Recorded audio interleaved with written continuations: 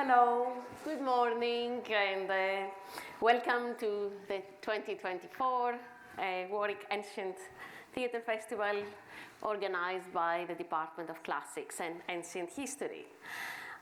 My name is Emmanuela Bakola, and I've been leading our festival now for about just under 10 years. We're delighted to be in a position, once again, to host so many schools from so many parts of the country, to enjoy together a project that we are so proud of, especially as it has resulted from the hard work of our students and their imaginative collaboration with their lecturers over many months. So thank you for coming, and we hope that you will find the day entertaining, intellectually stimulating, and inspiring. The Ancient Drama Festival for schools has become one of the most important events of the departmental calendar, and as you can probably see from your surroundings in this beautiful space and the 1 ton of soil that has been spread on the stage, and from the set, it is increasingly ambitious, both materially and intellectually. For the fulfillment of our material ambitions, we are grateful to the British Academy, without the financial support of which this would have never been possible. For the intellectual aspect, we only find it natural that the Drama Festival and the student production have evolved into the ambitious project that it is. The Department of Classics and Ancient History provides the students with ample opportunities to explore every aspect of the ancient world, from its material culture to its history, its political institutions, its society, its arts. All these aspects of the classical world are hugely important for understanding an event so multidimensional and so multifaceted as the theatre of the Greek world. If you want to find out more about the process of putting this production together and the opportunities it has offered our students to develop creative skills, including, actually now this year, musical composition. The musical composition is by one of our graduate students. Please have a look at the production program. I believe that not all of you have it, but you will by the end of this talk, or by the end of today, that they lovingly put together, and also our dedicated website. And those of you who follow Insta, I believe that there is an Insta dedicated classics, Warwick Classics page where you can see updates. If you're considering Warwick as a place for study, there are details for our next open days in the back cover of the program. And now, before I pass over to Paul Grigsby, who will introduce you to the historical context of Aeschylus' Persians, let me say a few words about theatre in the ancient world to give you a context. Theatre in the ancient world. Now, theatre, ancient drama, is not peculiar for the fact that it is performed. In fact, ancient Greek culture is fundamentally a performance culture. The Greeks, from the archaic times, all year round, in local and pan-Hellenic occasions, they were attending music and dance performances, instrumental performances, recitations of epic, sometimes, lasting more than a day and a night, late into the night, and other poetry accompanied by music, all actually in a context that is quite peculiar for the ancient Greek culture, which is a competitive context. So there is a vibrant performance culture even before we start thinking about anything like theatre. But even any other cultural and intellectual activity, surprisingly, for some of us who are bringing our modern preconceptions here, also relates to performance, because this is an oral culture, okay? The books became popular and materially accessible towards the end of the 5th century. But even then, Greek culture, Greek societies were fundamentally oral societies, which means that both composition and dissemination of ideas, including philosophical ideas, scientific ideas, would have been orally and in performance. So you should imagine, lecturers performing to audiences bigger and smaller, even on their philosophical ideas and scientific ideas. And of course, those of you who know about the political life of Greek city-states from the archaic to the classical times and onwards, you're familiar with the fact that many, especially when democracies have started developing, they had political assemblies. And of course, there is an element of performance when you use rhetoric to convince your citizens in such political assemblies. And even in court houses, public trials, again, especially as we move into the classical and later times, with the advancement of rhetorical techniques, trials become increasingly performative. I think this is something that we can relate to probably today as well. And finally, something major and something embedded always at all times in Greek culture, religion, also did have a hugely significant performative character. Ritual, some of which you will actually see today in the form of libations, and cult, including sacrifices, they all had a performative element. Okay? They were valid, they were understood as valid only if they had a certain audience to witness them. Okay, so we are broadly in the context of performance still. And of course, you know about, or you may have heard about the processions, public processions, sometimes hundreds or thousands of people participating in processions, religious processions, where participation and spectacle would have been also extremely important. So it is not surprising that we are dealing with performance when we come to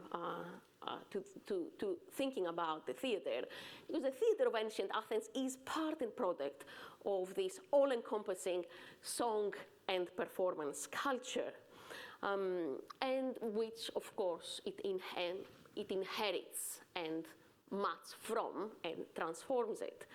Now, as an experience, it was also, as you can imagine, very different from today's experience of going to the theater. I mean, today we look at ourselves, each other, and around us we are in a closed space with artificial lighting. In the past, in the 5th century, and for at least a couple of centuries, Greek dramatic performances would have been in the outdoors, with the natural light, with the weather, good or bad, fully to be experienced by the audience, who would be sitting, especially in the 5th century, not even on, in many cases, not even on proper seats. They would be sitting sometimes on the beaten earth, on the side of hills. Or in the case of kind of more illustrious theatres, like the Theatre of Dionysus, in temporarily installed bleachers, seats. So this is actually a view of the Theatre of Syracuse, where the Persians, the play that you will see today, was reperformed soon after its first performance in Athens. Almost certainly in the 5th century, there were no stone seats and no stone acting area. The Theatre of Dionysus, this is a photo from the early 20th century for you to see that the audience would have had a vista of both the natural and built environment of Athens around them. I've used this early 20th century because at the moment the area of Athens is so heavily built that you barely see any natural environment. You only see built environment. But in fact, you can see from these seats, you can see far away the mountains that surround the Valley of Attica and also the sea towards Piraeus. Now, what was the context like? Okay, so you have to imagine outdoor festivals, of course. There were several occasions where the Greeks, and I'm saying the Greeks because many of the festivals would have been attended also by people coming to Athens from outside Athens. The main festival is known as the Great Dionysia. It took place in the spring with, as I said, an international audience. In the spring, sailing was possible, even for tourism, even for entertainment traveling, as going to the festival would have been. It was organized on a massive scale. It lasted over 6 days. And it included not only dramatic productions, but also religious processions. So this is the middle photo is a remnant of a Dionysiac procession with the phalluses all over the place, which has survived, and it is you can still find it in middle of Greece today. Anyway, so religious processions in honor of Dionysus, sacrifices of hundreds of animals, and large public barbecues. Okay, maybe not souvlaki as you see there, but definitely distribution of meat to the public with a huge investment of time and money, with over 1,200 performers taking part into these dramatic competitions, and also competitions between large choruses, competitions in lyric poetry. And this is also where the public could see tragedies, satyr dramas, and comedies. A smaller version of the Great Dionysia, it was the Lenaia. This took place in winter. Was similar in scale, but because it was in winter, sailing was less possible, and it wouldn't have had as an international audience as the Great Dionysia. And also here, comedy rather than tragedy dominated. Another kind of festival which I'm asking you not to forget, because it was extremely important for the reception and survival and canonization of Greek theatre, was the so-called rural Dionysia, or Dionysia in the demes. Okay, so in the townships of Attica. Okay, so the main township of Attica was Athens, of course, but there were many other. What happened? So the many, this doesn't work. Up there you can see some of the townships of Attica, about 140. Already in the 5th century, these would have had well-endowed festivals, mostly for the performances, but sometimes also for original plays. So this is where Greek plays would be touring in modern speak. Okay, and as you can imagine, they're very important for the afterlives of the plays. And I know that if you study the OCR Greek theatre, you probably heard about the Thorikos theatre, which was actually one of the first theatres that was built in stone, but also in the 5th century, the deme of Eleusis, the birthplace of Aeschylus, would have had a vibrant festival, and also the deme of Icarion as well. So lots of opportunities for theater files, okay, people who were mad about theater, to travel around and see their favorite dramatists and their favorite actors and their favorite productions as well. And already from the time of Aeschylus' Persians, which is the play that we center around in this festival, plays would have even traveled abroad, okay, so in other parts of the Greek world outside the mainland Greece. So the Persians, as I said before, we know that it was produced soon after 472 at the theater of Syracuse in Sicily. Especially later on, later in the 5th century and into the 4th century, we know that Greek theater was exported massively in the west and in the east of the Greek world. Yes, the theater of Thorikos, which I believe that some of you have seen already. Can you see, notice how the natural landscape figures quite heavily in all of them. It's quite important.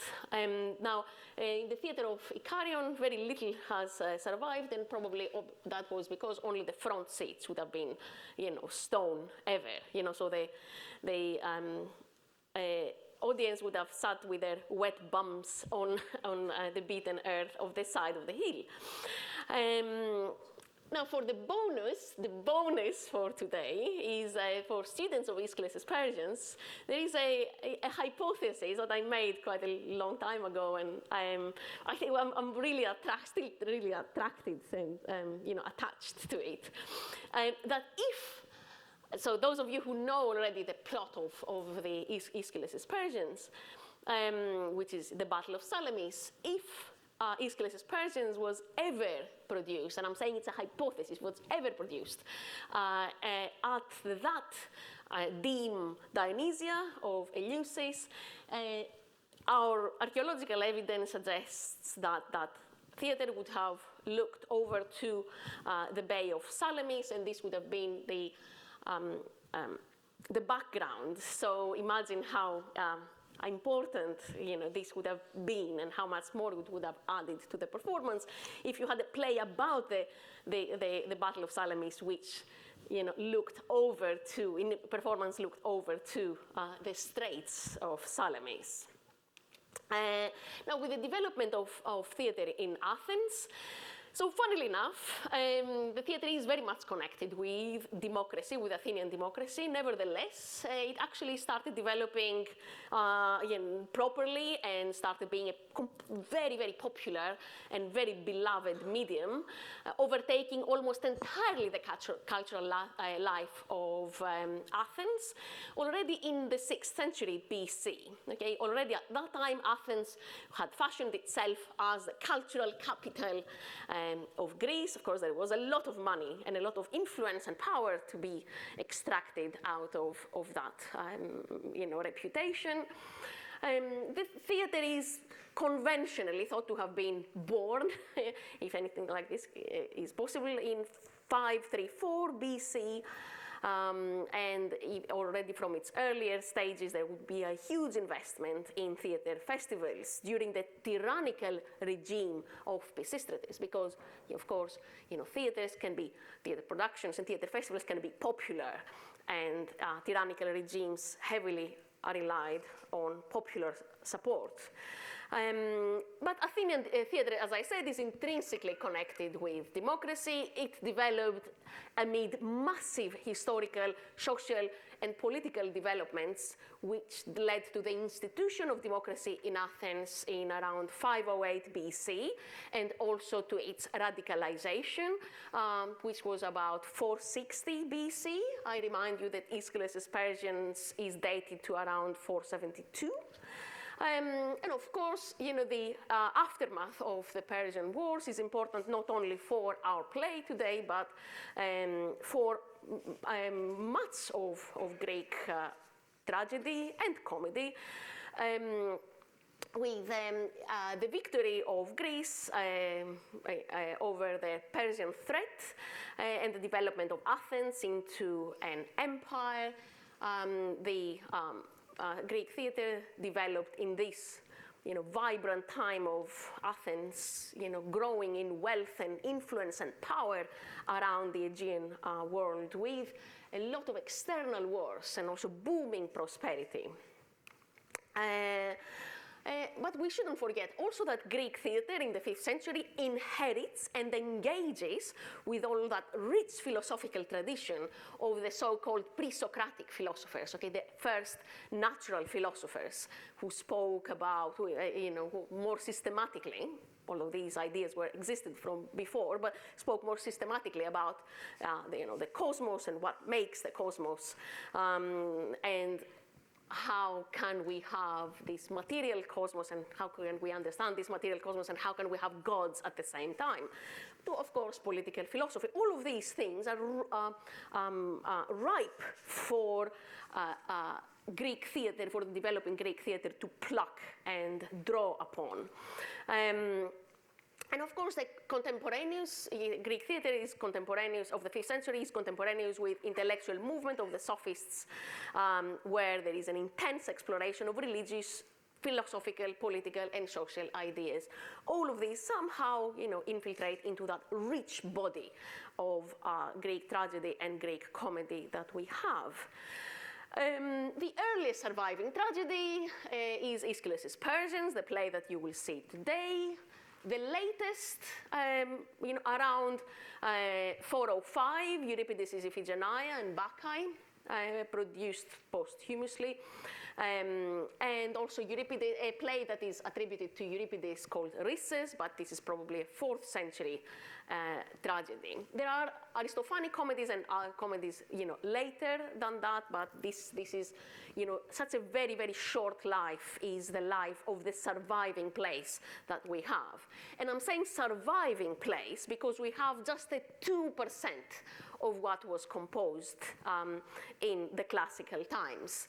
We know of Aeschylus, Sophocles, and Euripides, and in comedy Aristophanes, but we know also that at the time, we would have had well over 100 playwrights active, writing, composing, and performing and competing in these festivals. Today, we have plays only by these canonical 4. These were certainly super influential in their time, but it does not mean that they were necessarily the only very good ones or the best ones. So in sometimes, especially in the case of comedy, the most innovative or the most transformative, ones. So yes, unfortunately we have only 43 that are complete, if that can be thought complete. We have the text complete, but the context we really try hard to understand sometimes, and out of over 1,200 plays. I spoke already about the theatre of Dionysus in Athens, which would have been the main venue of Athenian tragedy, comedy, and satyr drama in the 5th century. And as we said, it looked nothing like this in the 5th century. This is actually its Roman transformation. It underwent many refurbishments and kind of transformations. In the 5th century, it would have most likely looked like this. I know, very uninspiring, no? With temporarily installed auditoria, by companies, companies leasing the whole business.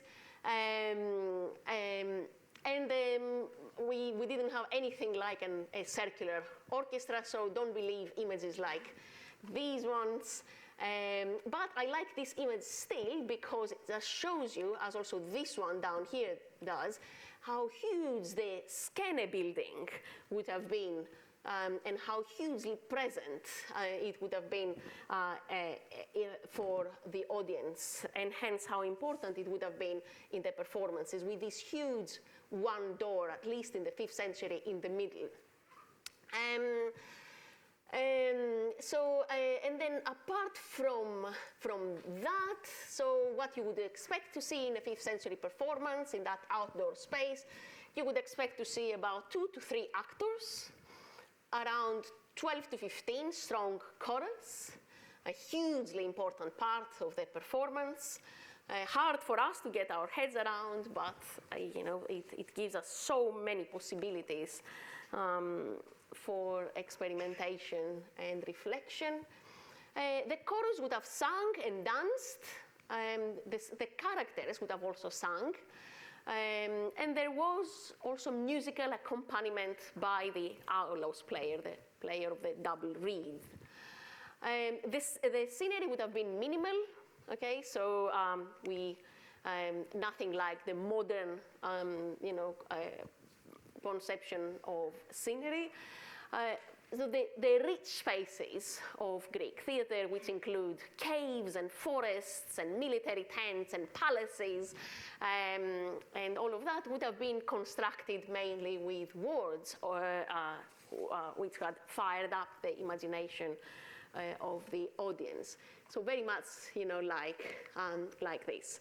So this is my introduction to ancient theatre, and now I would like to pass over to my colleague Paul, and give him my microphone, who will continue with an introduction to the play itself.